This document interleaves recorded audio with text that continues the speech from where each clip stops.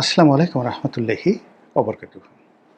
সম্মানিত দর্শক, ভারতের সঙ্গে আমাদের যে ৭টি রাজ্য রয়েছে, ভারতের ৭টি রাজ্য রয়েছে এবং সেই ৭টি রাজ্যের সঙ্গে আমাদের সীমান্ত, সেই সীমান্তে এখন রীতিমতো অশনির সংকেত দেখা দিয়েছে।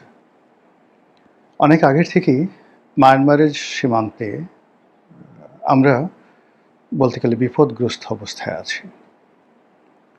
বাংলাদেশ এবং মায়ানমারের যে নো ম্যানস ল্যান্ড আছে, সেই এলাকা ঘিরে লক্ষ লক্ষ রোহিঙ্গা, হাজার হাজার অস্ত্রধারী বিভিন্ন জাতিগোষ্ঠীর যারা যোদ্ধা, সেখানে আরাকান আর্মি, কুকি চিন থেকে শুরু করে আরও অনেকে।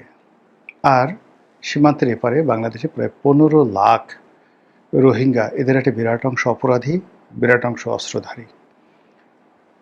এদের কারণে কি হলো, পুরো টেকনাফ, উখিয়া, কক্সবাজার, ৩টি পার্বত্য জেলা, এগুলো সহ এমনকি আমাদের যে চট্টগ্রাম জেলা, চট্টগ্রাম শহর, বিভাগীয় শহর, আমাদের প্রাণ, এই অঞ্চল আমাদের হাতছাড়া হয়ে যাওয়ার আতঙ্ক বিরাজ করছে।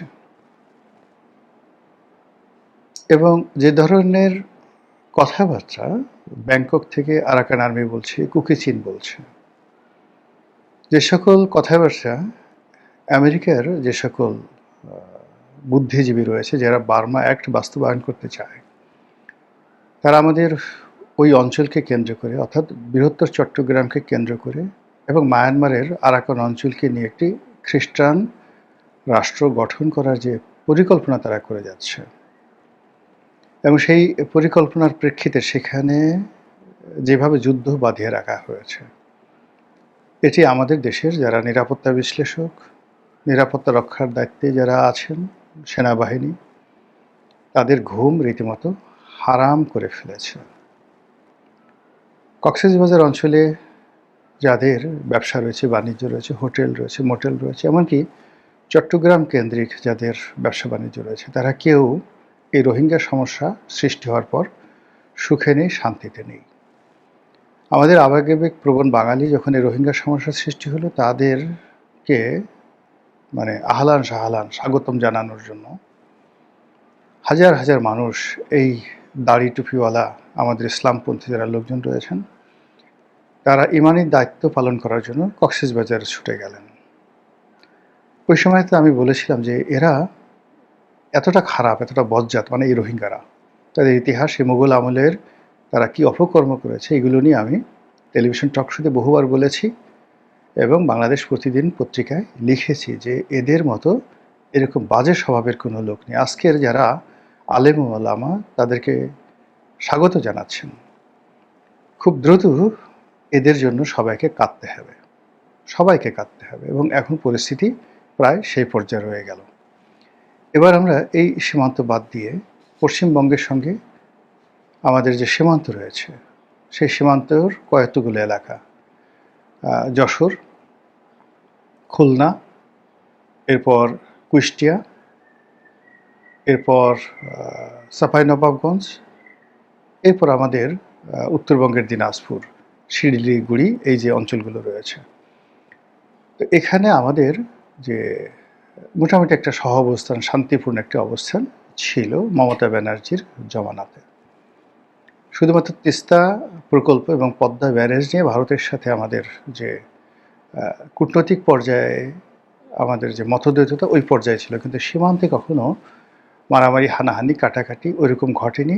যেটা হয়েছে সেটা হলো বাহিনীগুলোর মধ্যে, আমাদের বিজিবি, ওদের বিএসএফ, তারা গোলাগুলি করেছে এবং সীমান্তের আমাদের অংশের মানুষের ক্ষয়ক্ষতির শিকার হয়েছে, ভারতের মানুষের ক্ষয়ক্ষতির শিকার হয়েছে। আমাদের অংশগুলো আমাদের পত্রিকায় এসেছে যে বিএসএফ এইভাবে গুলি করে এত লোককে মেরে ফেলেছে।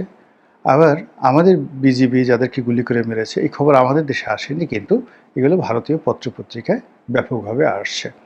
ফলে এই সীমান্ত উত্তেজনার বাইরে মূলত আমাদের আসলে ওইরকম মেজর কোনো সমস্যা ছিল না। পুরো মমতা ব্যানার্জির জমানায়, তার আগে জ্যোতি বসুর জমানায়, বিমান বসুর জমানাতে, বা অন্য যারা বামপন্থী সরকার ছিলেন, এমনকি একেবারে সে 1953 থেকে যখন ডাক্তার বিধানচন্দ্র রায় ছিলেন, তখন থেকে আসলে আমাদের সাথে ওইরকম কোনো সমস্যা হয়নি। এমনকি যখন নকশাল আন্দোলন চলছিল চারু মজুমদারের, ঠিক ওই সময়টা তো সীমান্ত বলতে গেলে খোলাই ছিল। তো সেই দিক থেকে এইবারে প্রথম শুভেন্দু যখন পশ্চিম বাংলার মুখ্যমন্ত্রী হিসেবে আসীন হলেন, এখন থেকে এই এলাকাগুলোতে সীমান্তে মারামারি, কাটাকাটি, হানাহানি এগুলো অনিবার্য হওয়ার একটা আশঙ্কা দেখা দিয়েছে। এবং এই সীমান্ত নিয়ে যদি আমাদের সাথে ভারতের যুদ্ধ শুরু হয়ে যায়, এটা অস্বাভাবিক কিছু না এবং ভারত এরকম কিছু একটা চাচ্ছে।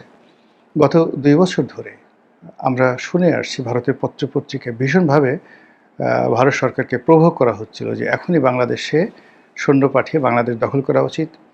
এখনই সার্জিক্যাল স্ট্রাইক চালিয়ে মোহাম্মদ ইউনূসের সরকারকে তারা ঠাট্টা করে ডক্টর মোহাম্মদ ইউনূসকে মোহাম্মদ ইউনূস বলতো, আর কেউ কেউ বলতো মিয়া ইউনূস। মানে ওই যে একজন পর্নো তারকা আছেন মিয়া খলিফা, সেই মিয়া খলিফার নামের সঙ্গে ডক্টর মোহাম্মদ ইউনূসের একটা নাম সংযোগ ঘটিয়ে তাকে একজন বাজে মানুষ হিসেবে চিহ্নিত করার মানুষে ভারতীয় পত্রপত্রিকার বা সাংবাদিক যে সকল লোকজন ইউটিউবে আসতো বা তাদের যে সকল মিডিয়াতে তারা কথা বলতো, তারা এই দুটো শব্দ উচ্চারণ করতো, মোহাম্মদ ইউনূস। এখানে মোহাম্মদ শব্দটিকে অপমান করা হতো, আর মিয়া ইউনূস মানে এখানে মিয়া কথা বলে ওই মিয়া খলিফার সঙ্গে মিলিয়ে ডক্টর মোহাম্মদ ইউনূসকে লাঞ্ছিত করার চেষ্টা করে তারা বলতো যে আমরা ওখানে কামান সেট করেছি, আমরা ওখানে দূরপাল্লার বা মাঝারি পাল্লার ক্ষেপণাস্ত্র করেছি, ওখানে ১ ব্যাটালিয়ন সৈন্য আছে, ওখানে ১ রেজিমেন্ট সৈন্য আছে। এরকম নানা রকম গল্পগুজব শুনে আমরা ভয়ে ছিলাম যে কোনো সময় সীমান্তে মারামারি লেগে যেতে পারে। কিন্তু ডক্টর মোহাম্মদ ইউনূসের জমানাতে সেটা হয়নি। এরপরে যখন তারেক রহমান সাহেব ক্ষমতায় এলেন, আমরা ধরে নিলাম যে ভারতের সঙ্গে আমাদের দীর্ঘদিনের যে বিরোধ গত ২ বছর যাবৎ চলছিল, এই বিরোধ নিষ্পত্তি হবে। শেখ হাসিনার জমানাতে যে একপেশে নীতি ছিল, ভারত কেবলই মাত্র বাংলাদেশকে শোষণ করত, সেটার অবসান হবে এবং একটা নতুন বাংলাদেশের আমরা সন্ধান পাবো। কিন্তু শুভেন্দুর যে ক্ষমতায় আরোহণ, এই ক্ষমতায় আরোহণ এবং তার যে অতীতকালে বিভিন্ন বক্তব্য, বিশেষ করে আওয়ামী লীগকে বাংলাদেশের রাজনীতিতে পুনর্বাসন করা, আওয়ামী লীগের লোকদেরকে কলকাতায় আশ্রয় দিয়ে তাদের মাধ্যমে বাংলাদেশে গেরিলা আক্রমণ চালানো, আওয়ামী লীগের লোকদের হাতে অস্ত্র তুলে দেওয়ার জন্য যে সমস্ত কথাবার্তা শুভেন্দু ইতিপূর্বে বলেছেন, এখন প্রধানমন্ত্রী নির্বাচিত হওয়ার পর তিনি যদি তার 1% সেইগুলো মানে করার চেষ্টা করেন, জাস্ট 1%, তাহলে ১৯৭১ সনের মতো একটা অবস্থা তৈরি হয়ে যাবে। ১৯৭১ সনে এই ভারতের এই অবস্থার কারণে কি হলো, পাকিস্তান আর্মি অনেক আগেই তারা সীমান্ত কিন্তু ছেড়ে দিয়েছিল। ১৯৭১ সালের যে ২৬শে মার্চের পরের থেকে পুরো সীমান্তের যে নিয়ন্ত্রণ, এটি বাঙালিদের হাতে ছিল, মুক্তিযোদ্ধাদের হাতে ছিল, ভারতের হাতে ছিল। শুধুমাত্র বাংলাদেশের ভিতরে ক্যান্টনমেন্ট কেন্দ্রিক যে এলাকাগুলো রয়েছে সেখানে রাজাকার, আলবদর আর শামস তারা সেখানে এই নির্যাতন চালাতো বা ওরকম মুক্তিযোদ্ধাদের সাথে গেরিলা যুদ্ধ করতো, কিন্তু ইন জেনারেল সীমান্তগুলো বলতে গেলে একেবারে নির্বিবাদে ভারতের অধিকারে ছিল। ফলে কী হতো, মুক্তিযোদ্ধারা, মুজিব বাহিনীর সদস্যরা তারা অনায়াসে ভারতে চলে যেত, ট্রেনিং নিয়ে আবার চলে আসতো, আবার বাংলাদেশে অপারেশন চালিয়ে তারা ভারতে চলে যেত। তো এই যে কাজগুলো তারা করেছে, সেই বিশাল যে আমাদের দেশের জন্য বিশাল যে সীমান্ত রয়েছে, সেই সীমান্ত পাহারা দেওয়ার মতো জনবল, শক্তি, অর্থ, গোলাবারুদ কোনোটাই কিন্তু এখনও পর্যন্ত আমাদের হয়নি।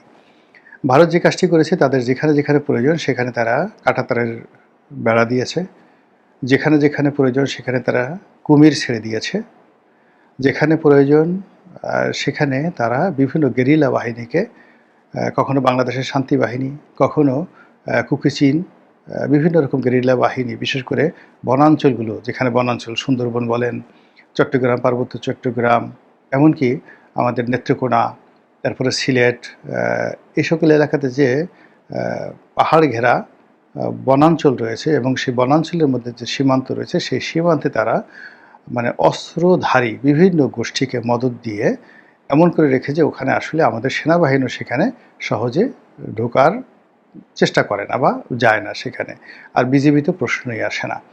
তো এই যে একটা অবস্থা ভারত তৈরি করে রেখেছে, তার সঙ্গে যদি রাজনীতির অ্যারোগ্যান্সি যেটিকে বলা হয়, সেই অ্যারোগ্যান্সি যুক্ত হয়, তাহলে এই পরিস্থিতি ক্রমশ অবনতির দিকে যাবে।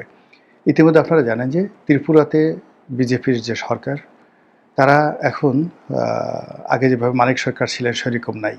নতুন যারা বিজেপির হয়ে ত্রিপুরাতে চালাচ্ছেন আ সেই আগরতলাতে, সেখানে এই পুরো সীমান্তটি আমাদের জন্য এখন নিরাপদ নয়। শুভেন্দু আসলো এখানে। এরপরে অন্যান্য যে সকল রাজ্য রয়েছে, সেই রাজ্যেতেও বিভিন্ন গ্রুপ রয়েছে। সেই গ্রুপগুলো এখন রীতিমতো বাংলাদেশের এই পারে এসে আক্রমণ চালানোর জন্য রীতিমতো উত্তেজিত হয়ে আছে। এই গেল একটা। দ্বিতীয় যে সমস্যা, সেই সমস্যাটা হলো ভারত পশ্চিমবঙ্গের প্রায় ৫০ লাখ, তারা মনে করছে প্রায় ৫০ লাখ বাঙালি পশ্চিমবঙ্গের বিভিন্ন জায়গাতে আছে। আসামেও নাকি এরকম প্রায় ২০ লাখ না ৩০ লাখ বাঙালি আসামে আছে।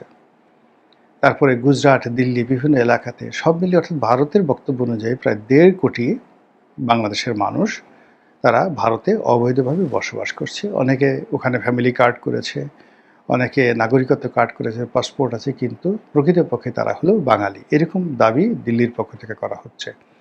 এবং যখনই বাংলাদেশের সঙ্গে তাদের সম্পর্কের টানাপোড়েন চলে, তখন তারা ভয় দেখায় যে আমরা এই ১.৫ কোটি মানুষকে বাংলাদেশে পুশিং করব, জোর করে পুশিং করব। এবং এর আগে আসামে বেশ কয়েকবার তারা তাণ্ডব চালিয়েছে, ভীষণভাবে তাণ্ডব চালিয়েছে। এবং ওখানকার মুসলিম যারা জনগোষ্ঠী রয়েছে, তাদের জীবন এই বিজেপির যারা লোকজন তারা তছনছ করে দিয়েছে। ওটা নিয়ে আমাদের বাংলাদেশের এই পারে, সীমান্তের এই পারে বেশ উত্তেজনা দেখা দিয়েছিল, কিন্তু শেষ পর্যন্ত ভারত সেটা পাঠায়নি, বা কিন্তু ওটাকে একটা হাতিয়ার হিসেবে ব্যবহার করার জন্য তারা রেখে দিয়েছে।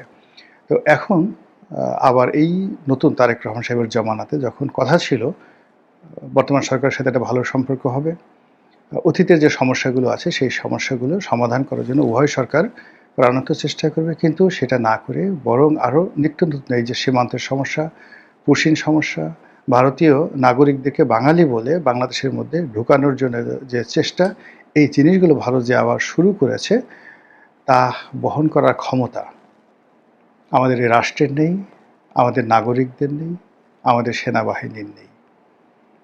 একমাত্র আল্লাহ রাব্বুল আলামিন জানেন যে ভারতের এই আগ্রাসন থেকে আমরা আসলে কীভাবে মুক্তি পাব।